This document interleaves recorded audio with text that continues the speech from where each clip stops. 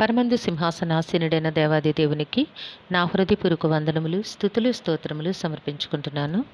అందరికీ శుభోదయం. ఇది నా మహోన్నతుడైన దేవాది దేవుడు నీ కొరకు సిద్ధపరిచిన ఆయన పరిశుద్ధ వాక్కు. తిండి లేక తిరుగులాడుచు కాకి పిల్లలు దేవునికి మొరపెట్టినప్పుడు కాకికి ఆహారము సిద్ధపరచువాడెవడు? దేవుని నామమునకు మహిమ కలుగునుగాక. ఈ మాటలు యోబు గ్రంథము 38వ అధ్యాయము 41వ వచనములో వ్రాయబడి ఉన్నవండి. Praise the lord. Today our god's promise for us, who provides food for the raven when its young ones cry to God and wander about for lack of food. ప్రియమైన నేస్తమా, నీ దేవుడు ఇది నాన్న నిన్నొక ప్రశ్న అడుగుచూ ఉన్నారు. ఏమిటి ఆ ప్రశ్న అంటే, కాకికి ఆహారం సిద్ధపరచువాడెవడు? ఎందుకు అంటే, తిండి లేక తిరుగులాడుచు కాకి పిల్లలు దేవునికి మొరపెట్టినప్పుడు, ఆ కాకి పిల్లలు దేవునికి మొరపెట్టినప్పుడు కాకికి ఆహారము సిద్ధపరిచేవాడు ఎవరు?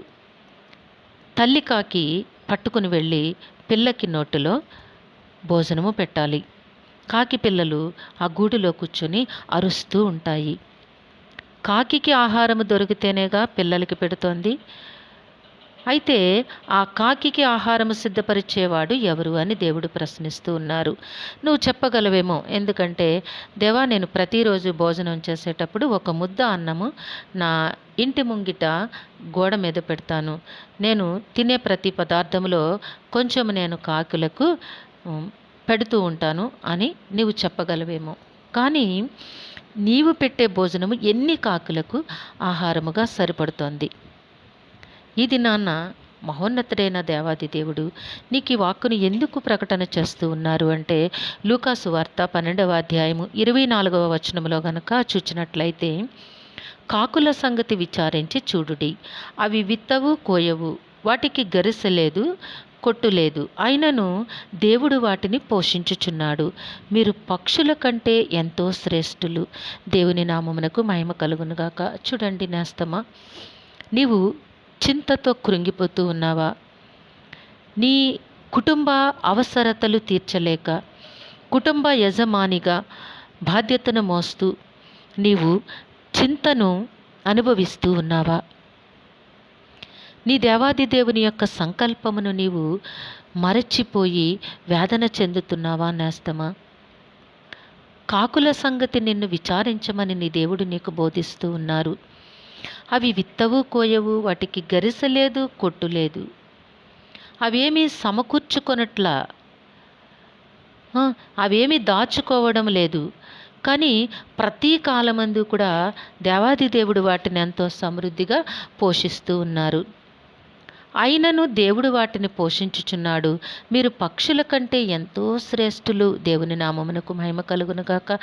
చూడు నేస్తమా, ఈ దినాన్న నీవు చాలా తక్కువ వానిగా నిన్ను నీవు చూసుకుంటూ, నీ పరిస్థితిని చూసి నీవు నీ మనస్సుని దిగజార్చుకుంటూ దుఃఖిస్తూ ఉన్నావా? నీ దేవుడు నీతో మాట్లాడుచూ ఉన్నారు. అనేకమైన పక్షుల కంటే నీవు శ్రేష్టమైన వానివేగా అని నీకు జ్ఞాపకం చేస్తూ ఉన్నారు నేస్తమా. నీ దుఃఖమును విడిచిపెట్టు, చింతను విడిచిపెట్టు.